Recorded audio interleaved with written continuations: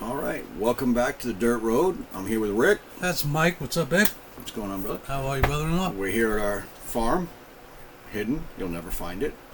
If we hit 100 subscribers, we might pick one of you randomly to come see the farm. Even the CIA doesn't know about this farm. Screw the CIA. Okay?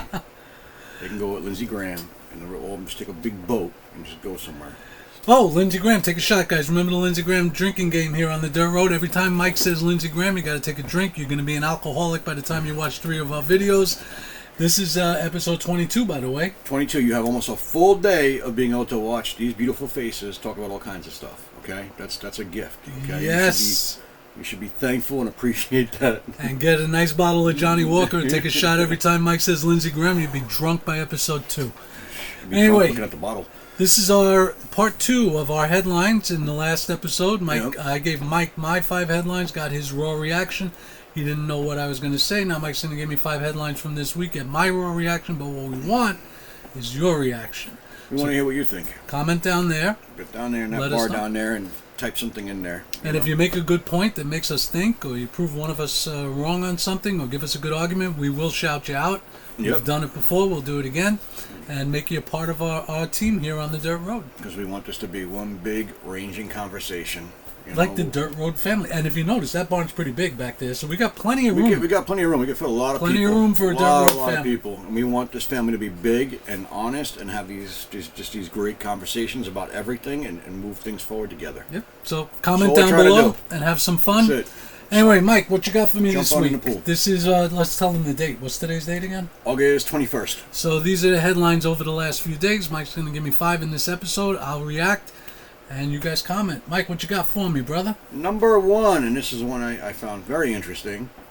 The U.S. jobs report massively revised down by 818,000 jobs. I actually just read that today. Yeah.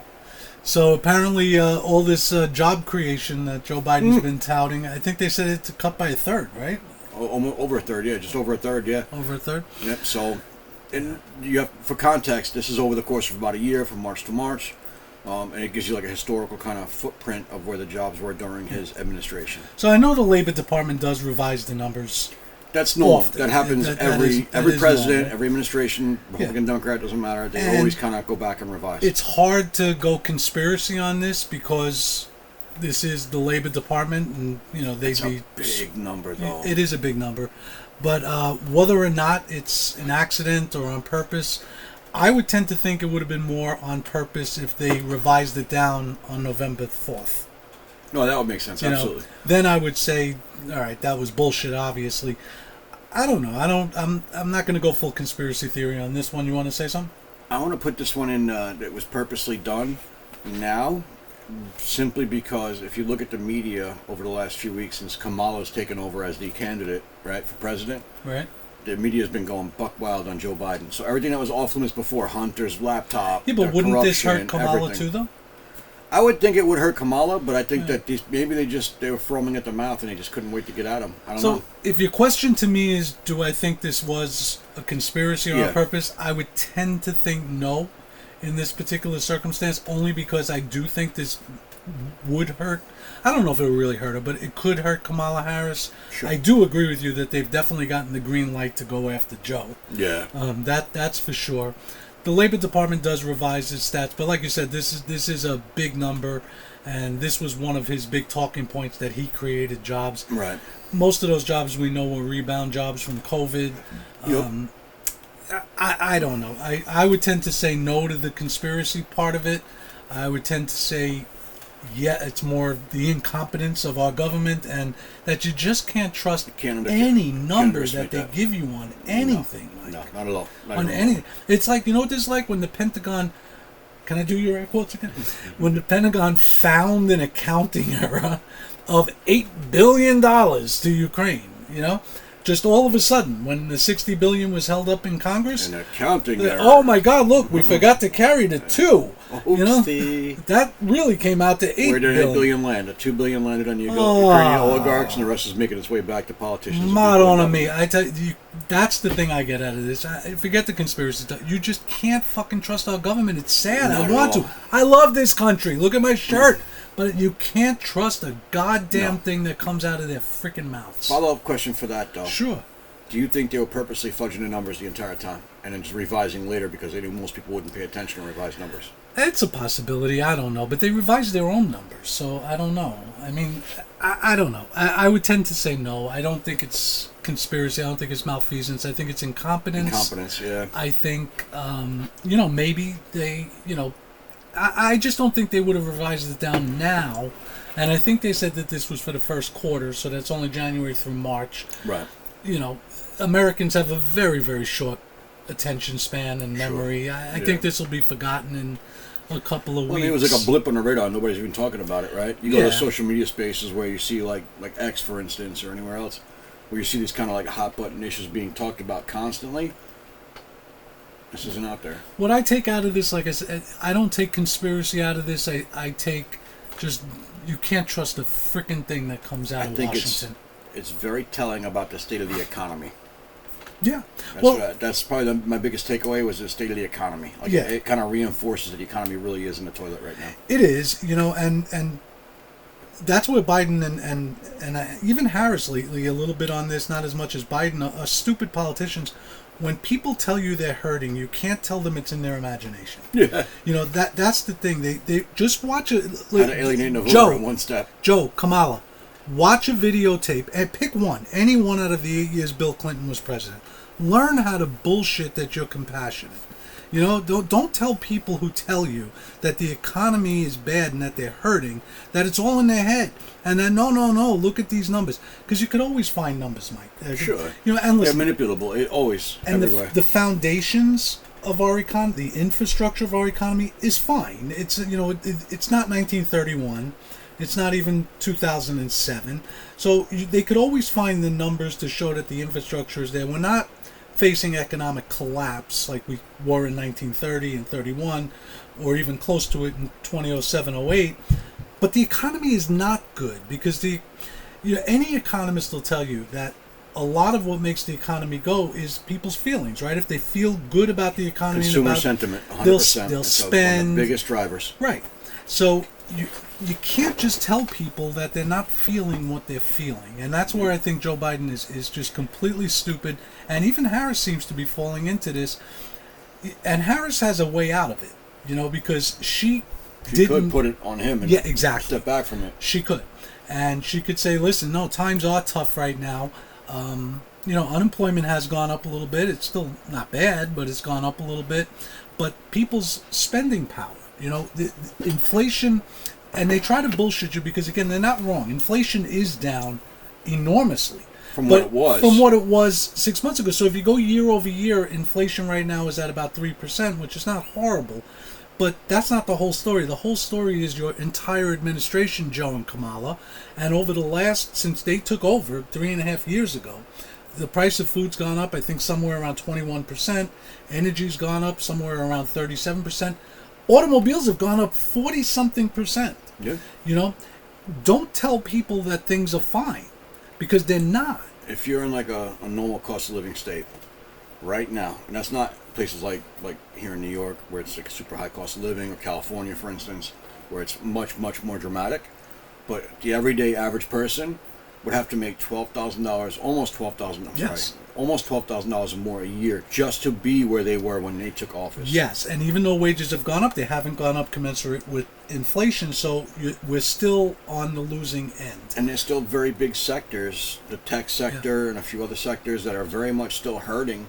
They're not creating jobs, they're actually losing jobs. The layoffs are So that's why I don't dramatic. think this is a conspiracy, Mike, because they're actually taking away one of their talking points. One of their talking points was we created all these jobs, and now they still have that talking point because we didn't lose jobs. Sorry, folks. But I don't think it was conspiracy. I think what it was, again, is just you just can't trust a goddamn word that comes out of Washington, D.C. D.C. is a complete disaster. If they tell you it's sunny, bring an umbrella.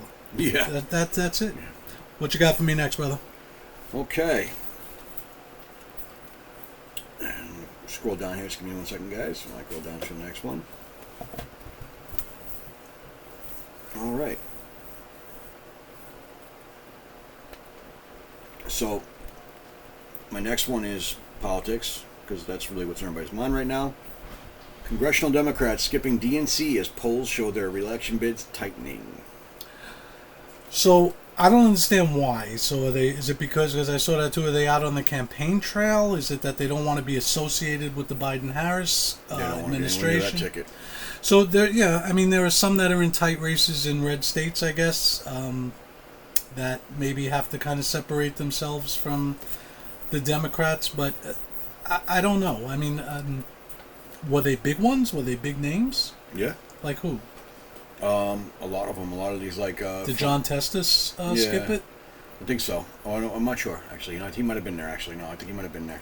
I mean, there are some red state Democrats that, like John Tester, that are fairly popular in Montana, even though Trump won that by 30% or something. Yeah. You had, like, Joe Manchin, who's not running again in West Virginia, who was very popular, even though Trump won that by, like, 80 points or whatever. Right. Joe Manchin was very popular there. I mean, those there were Republicans that faced the same thing, right? That kind of tried to have to separate themselves from Trump when Trump was getting a lot of shit because they're worried about distance themselves because they don't want to take the hit that he's taking. Especially guys like Larry Hogan and a red governor in a blue state, or Sununu up in New Hampshire.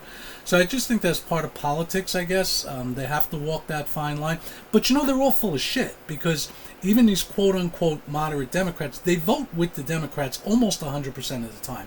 And then they'll just tout the one or two times that they have a dispute with Biden, and the Republicans do the same thing. Sure. They'll say, Trump, I'm not like Trump, I don't talk like Trump, I don't act like, but they'll vote with Trump.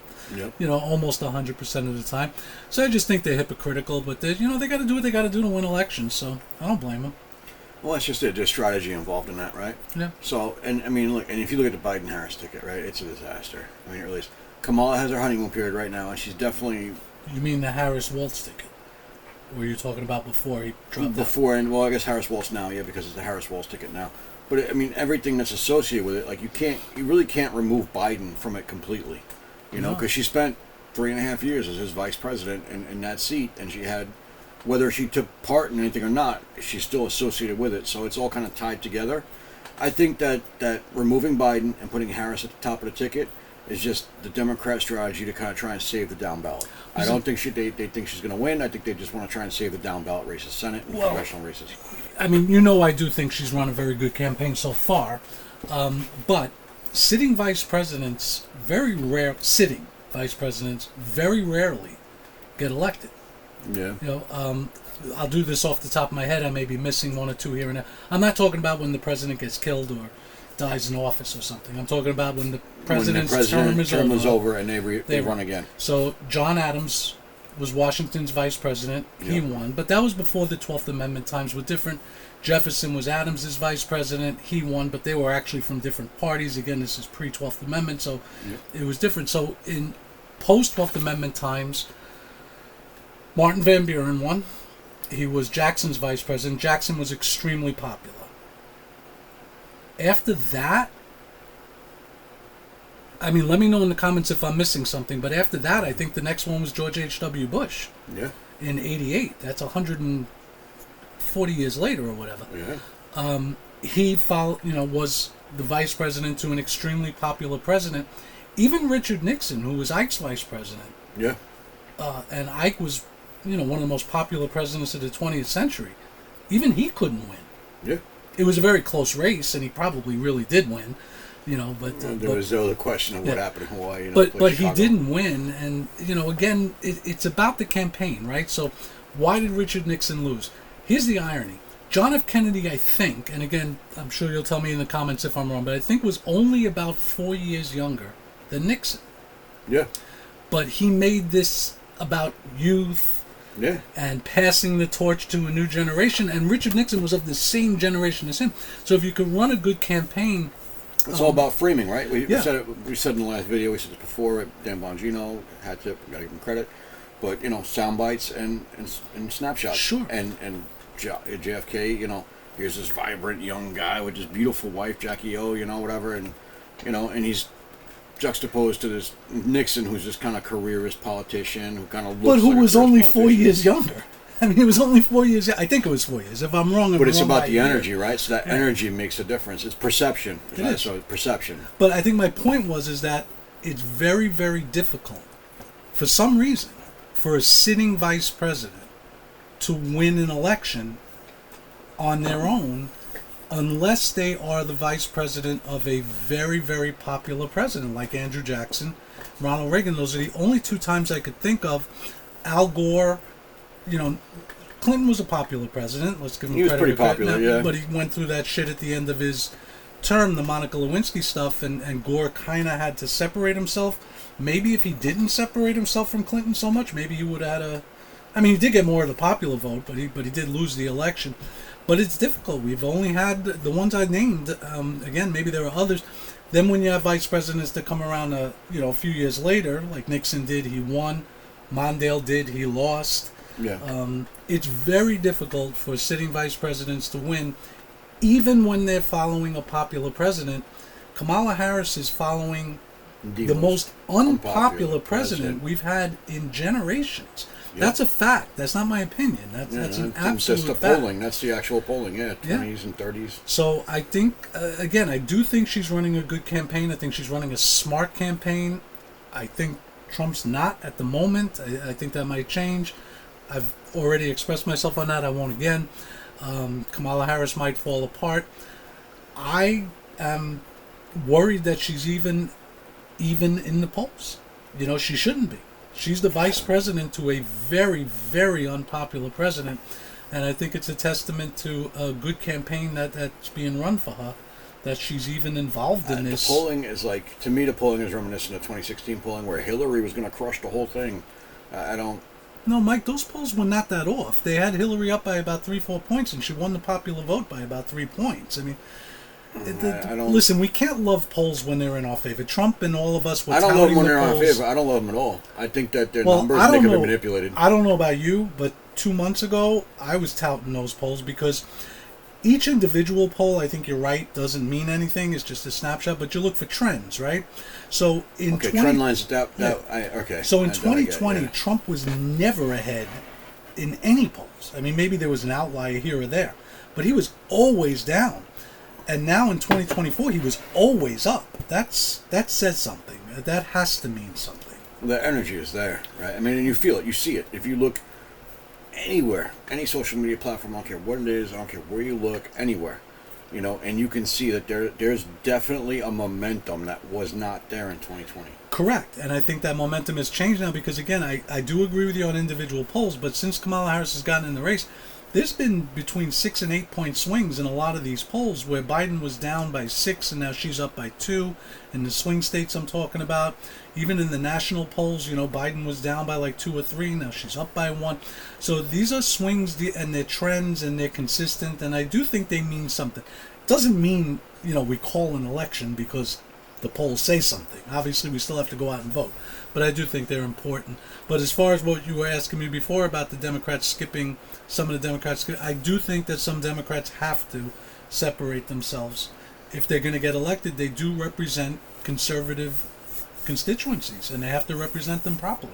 Absolutely, and it was also, for me, the question it generated in me was, how much of this is because the DNC has become how much the party itself has become so toxic to their own people. Well, I think they're cannibalizing their own right now, and I think that's part of it. Is everybody's kind of trying to get out of the line of fire. Yeah, and those Democrats that are in more conservative districts or states, yes, you're right. They have to get away from that because that's the sort of stuff that's going to turn people in places like Montana off. And if you're a Democratic senator trying to get reelected there, you better get away from it. If you have a brain. Well, yeah, without a doubt, because you have to. You have to toe that line in the middle. Yes, sir. That's that's the only way they're going to survive politically. Yeah. So I agree. All strategy right there. What you got next, boy? Harley Davidson announces removal of woke DEI policies following pressure from conservatives. So Harley Davidson. Iconic brand. You got to remember too, Trump told them to go fuck themselves or fuck off or something when they complained about his tariffs that were hurting them, and they had to move some of their what do you call it? Their assembly, I guess not assembly lines for motorcycles, but whatever. Their production plants overseas to Thailand. So Harley Davidson was in a tough spot, and then I guess, I don't know this, but I'm just guessing that they kind of felt they had to move more towards woke hired a little bit, you know. They hired the CEO, current CEO, was hired to institute this DEI and kind of bring in more of that. But what I'm saying is, I'm just going back to like the history, the genesis point of it all. And I think maybe that was a conscious decision because, you know, they had those issues with Trump. Well, they were trying to align themselves politically with a more friendly party. But here's the problem that Harley Davidson apparently learned. You got to worry about your customers, you know, and Harley Davidson customers are not exactly no, they're not going to go for DEI shit. People. Yeah, so, no. You know, it's I don't think you see too many Harley Davidson bikers, you know, painted on their bike. My pronouns are he. And, Yeah, you know, they got the pronouns on the bike. I don't think so. So Harley Hell's Davidson, Angels with pronouns. No, I don't think so. So Harley Davidson obviously has to turn away, and you know, I think. We've seen more and more of this. I mean, I wouldn't say it's big yet, but you do see more and more. I think I've read more and more companies turning away from this sort of stuff. Oh, you know, it's falling by the wayside quickly. Yeah, because in the end, businesses want to make money. They don't care about politics. They don't care about anything except they want two things, Mike. They want stability. That's what businesses want. Yeah. So if it's 20 years of Democrats in control, they're fine. Because at least they know what they're dealing with. 20 years of Republicans in control, they're fine.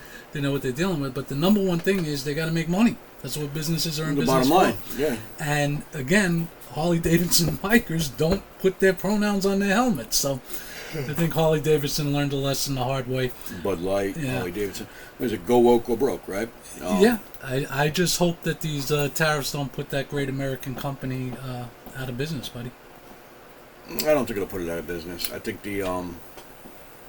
I think that's, you know, if you had like the pain points, just get rid of the Band-Aid off. You know what I mean?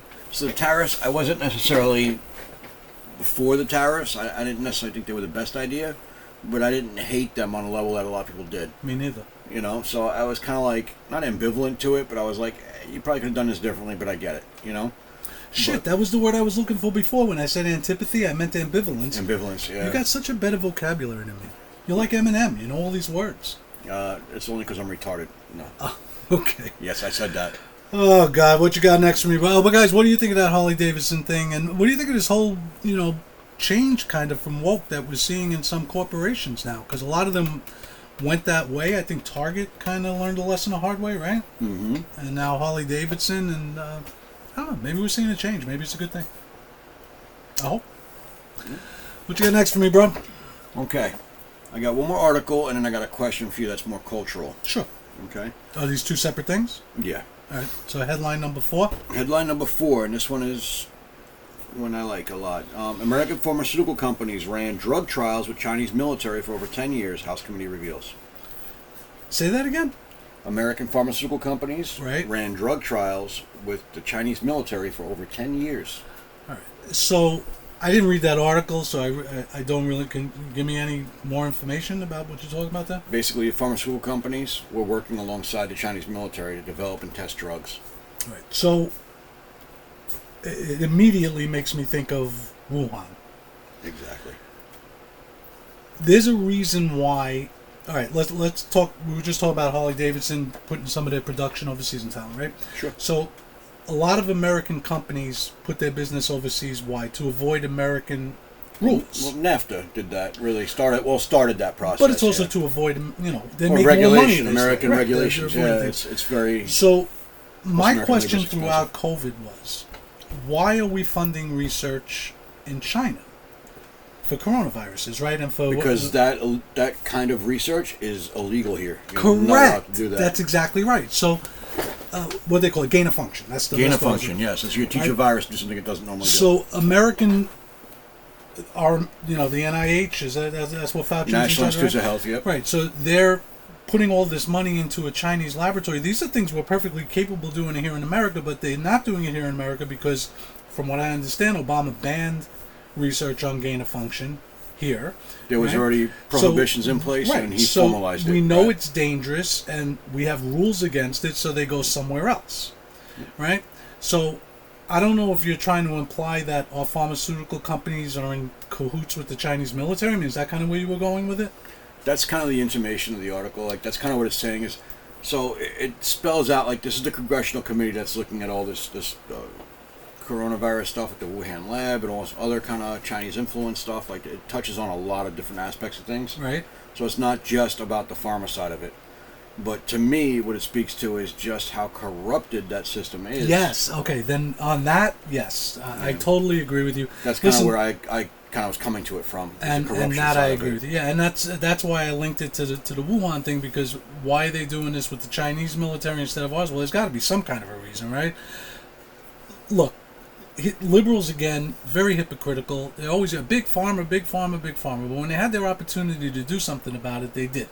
No. Right? In fact... They got in bed with them. Yeah, and made them very, very wealthy during the coronavirus. Hundreds of billions of dollars. So we are only, and correct me if I'm wrong down in the comments, but I think only, from what I read, only America and New Zealand allow commercials, pharmaceutical companies to make commercials for medications. Yeah. Right? That's a problem. Yeah. You know, I mean, when we were kids, you went to the doctor told you what kind of medicine you had to take, and we trusted them, right? Yeah. Now people go to the doctor and say, I saw this on TV, I need this drug. Even if they don't need this drug. This drives the cost of medicine up, it drives the cost of health care up. You know, it's a big, big issue. I don't trust the big pharmaceutical companies as far as I could throw. Because they have no impetus to cure you. They want a patient, of course. A lifetime customer, not you know, they cure you, it's over. Right. And then also the and they get immunity, Mike. They got nobody. Let me tell you something. If half of us start dropping dead because of the coronavirus shot, yep, we're not even allowed to file lawsuits. Yep, they got fucking immunity. Yep, they did. And then that's crazy. On top of that, you know, you have pharmaceutical companies now give kickbacks to doctors to push their drugs. Yeah, I think that's always happened, right? They would go in with the samples, give them the samples and everything. Samples and everyone that they were able to sell, they would get a piece of. That doesn't bother me as much as, you know, this sort of stuff that you just read. Me because maybe they're not giving you the best medicine they could give you. They're giving you the one they're going to make the most money on. I guess. I mean, yeah. And to me, medicine is one of those things that should be sacred, and that should be just about doing the most good that you can. Yeah. You know, I think that's Listen, what it should I've be. had the same doctor for over 25 years. I trust her with my life, and you know, it's not the medical industry that I have an issue with. It's the pharmaceutical industry and the healthcare industry itself. And the liberals talk a good game, you know, the AOCs and all of them, but they never. And I would completely back them, you know, if they actually on did that what they aspect, said. if they were going to actually do it, right? Go by all means. But they didn't, and once COVID happened, now they're, you know, they're blood relatives. Because again, money talks. Yeah, it absolutely does. All right, that was headline number 4. You said the last one's not a headline, but a question. What do you mean by that? So, the platform, formerly known as Twitter, X now, right? Elon Musk bought it.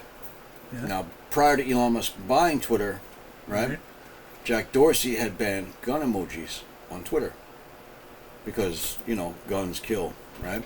So they went so woke and so stupid on that platform, like many other things, they got rid of the actual gun emoji. You couldn't put a gun emoji on Twitter. Why would you want to put a gun emoji?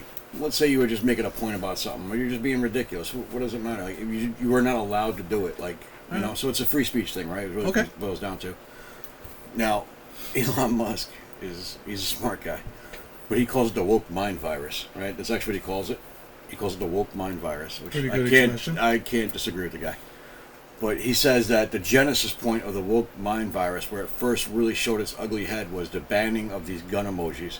So he's reintroduced to X not just one gun emoji, but like multiple, like a whole panoply of gun emojis. You know, it's a smorgasbord of them. Just every kind of color variation you can imagine.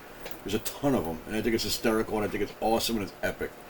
But I want to get your thoughts on that. Like, how do you feel about that particular point? I love Elon Musk. He's brilliant. I love any guy that's rich enough to purposefully pay billions of dollars more than something is worth just to have control of it and have some fun with it. I think it's super cool. That's pretty awesome. Look, I have to tell everybody, I've said it before, I've never been on Twitter. I've never been on Facebook. I've never had an account. I don't even know how Twitter works. I had to think for a minute what an emoji is. It's just like the little yellow, tiny like picture thing, yellow or whatever. thing, right? Yeah. Little picture thing. All you know? right. So the whole thing with, and again, I'm looking at it from an outsider because I've never. That's kind of why I wanted to ask you this question. Yeah. So I know that there were all these rules and regulations, and you get red flagged for this and red flagged for that and banned for this many and banned for times. that. Who cares if there's a gun emoji? You know, that's what I think Elon is doing. Who cares? Look, people with a gun emoji, so what? I mean, big deal. It doesn't mean they're going to murder somebody. We see guns on TV shows. I was talking about Gunsmoke in our episode a couple of episodes ago, the show Gunsmoke. Oh, you know? Right? So it's a gun emoji. If you could put a gun emoji, who cares? And when that happens, when Jack Dorsey's running Twitter at the time, this is around the same time when we had the whole narrative of, words are violence. Yeah, right. Right? Remember that whole nonsense? Words are violence. Meanwhile, you have, far left people like Antifa and others talking about openly murdering and raping people.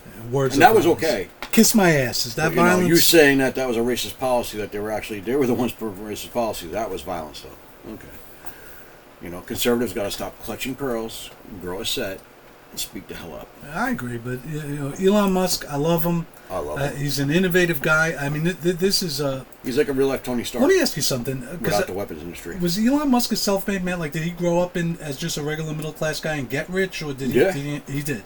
All right, because I know he's a super smart dude. He started developing like apps at a very young age, like programming and whatever. He wrote some programs. Eventually, ends up forming PayPal. Oh, right. He's part of that other guys. PayPal group. Right. They forced him out. They bought him out. He took every penny of it and dumped it into Tesla and SpaceX. SpaceX, right. Okay. Slept on friends' couches. He didn't have money to pay rent because he put all the money he got into that. And look what he's built. He's an immigrant from South Africa, right? Yeah, he's actually a really African American. So I admire the guy. Look, I admire free speech. Brilliant guy. Again, I myself don't go on these social media sites. I couldn't care less. But I do understand their importance in America. And I appreciate what Elon Musk has done, because people just should not be banned because words are not violent. My God, just what happened to the days that sticks and stones could break my bones, but words are never. Didn't your mother ever tell you that when you wanted to get into a fight with somebody because they called your name?